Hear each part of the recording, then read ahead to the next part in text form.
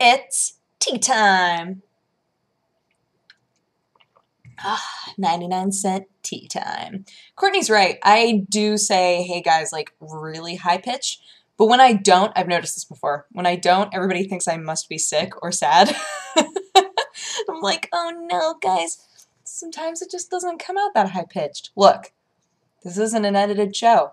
I can't just say, hey guys, over and over and over again and then find the perfect one. It's just whatever flies out. So when I was in college, I've probably told this story before. Who even knows? Who even knows anymore, guys? One of you knows. One of you has like that intense memory where you're like, oh, I know. I remember. I'll be like, oh. But I used to buy these like every night in college. My friend and I, who lived in the same apartment complex, we would walk to the Sketchy Mart, which is what I call mini marts. We would walk to the Sketchy Mart and we would get Ben and Jerry's ice cream. I would get pistachio, and she would get Cherry Garcia, and we would both get Arizona iced teas. And it was amazing. It was like treating ourselves whenever we had something due and we knew we were going to be up all night, which was an awful mistake because I'm lactose intolerant, but I would still be like, man, I just need something that makes me happy. Pistachio always sounded so good. I had a friend who, when her mom was pregnant with her, she was basically only eating pistachio ice cream. Most other things made her vomit for whatever reason, and when she had cravings, it was for pistachios. So she was eating pistachio ice cream like all the time while she was pregnant with my friend Melissa. And so she went to her doctor. I don't know how true this story is, but I like to think it's completely true. She went to her doctor and was like, so this is like the only thing I've been able to eat for the most part. And he was like, you know, of all the things that you could possibly be eating, this is actually one of the better ones because pistachios give you protein and you're getting dairy, you're getting lots of nutrients out of it, honestly. Like it's not that bad for you, and it's all stuff that's going to help contribute to your baby growing in a good fashion.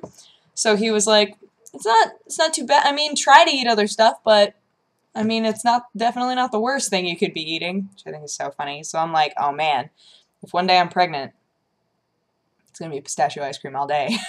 Just all day, every day. Lactose intolerant or bust. It's fine. But yeah, when you're living paycheck to paycheck and you just want something cheap but delicious and plentiful, Arizona iced tea is the way. 99 cents, can't beat that.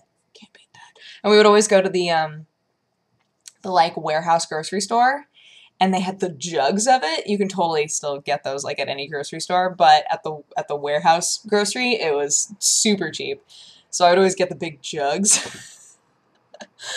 No shame. I loved it. Yeah, so it always reminds me of being in college. And fortunately, it's not one of the things that I had in college that I completely burned myself out on, like ramen, top ramen. Sometimes I still have a craving for it, but for the most part, it's never been as bad as it was when I was in college. When I was in college, I had it so often because, again, like, I was living paycheck to paycheck, so I was like, top ramen is so cheap. So, again, I would go to, like, the warehouse grocery, and I would get those huge packages of, like, so many top ramen at once. And I would just eat it all the time. So bad. So bad for me. And now I'm like, I still like top ramen, but I tried to make my own top ramen one time. I looked up how to make like my own seasonings for it, basically. So like I bought the noodles separately, and then I looked up, and this was years ago, so I do not know where it is anymore. But I looked up basically like, if you want to make your own seasoning packet, here's what you can use so that it's not as awkward.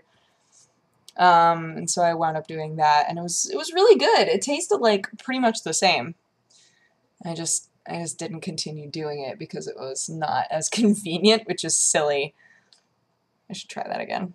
I've always wanted to try making like legit ramen, like making the broth from bones and then getting all the veggies and like putting everything together and yeah, like figure out how to make like a spicy miso ramen would be amazing. Hi, little girl, you want to say hi? Are you trying to meow but you're too sleepy? Come here, say hi. Meow, meow, meow, meow. Oh, so sweet. I'm sorry, I uprooted you from your sleeping place, but I could tell you were awake because you were moving around, huh? Yeah. Last night was the first night that she and Sherlock, like, slept.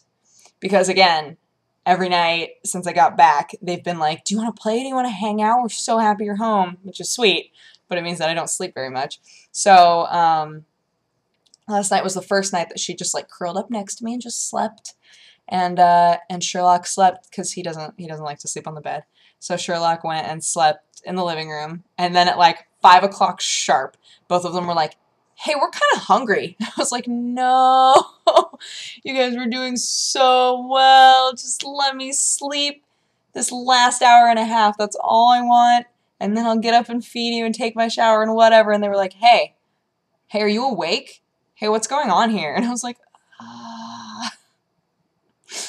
Worst. It was awful, but they're both just so precious. I can't be upset with them. She cries wolf. I'm pretty certain. Like at first when they would play and she would make like little noises. If Sherlock wasn't letting up, I'd say like, "Hey."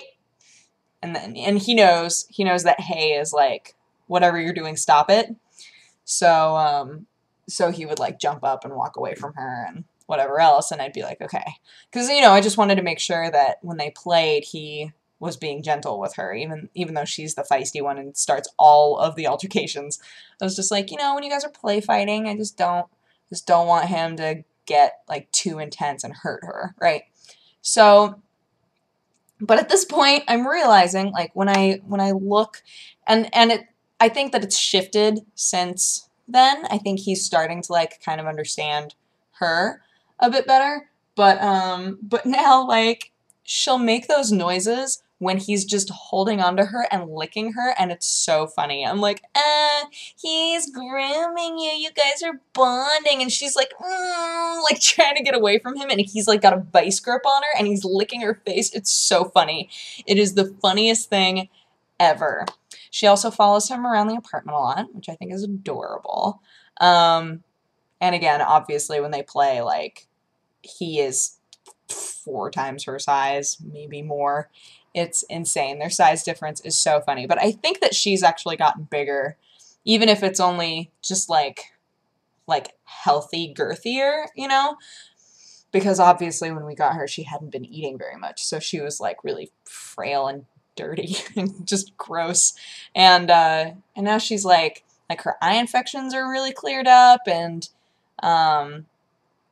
she's eating a lot more, like just lots of good things. So, I think she's gonna have a lot of coloring on her though, which I'm kind of excited about because the more that I look at her, the more I notice that I think she has some like yellow markings that haven't fully grown in. Definitely on her tail and definitely on her face, but like on her back too. I think there's like some light yellow stuff going on there, and so I'm like, oh, I think you're gonna be so pretty. I'm so excited. But she's like the perfect kitten. She's fantastic, and I can't believe it was funny. I was looking it up.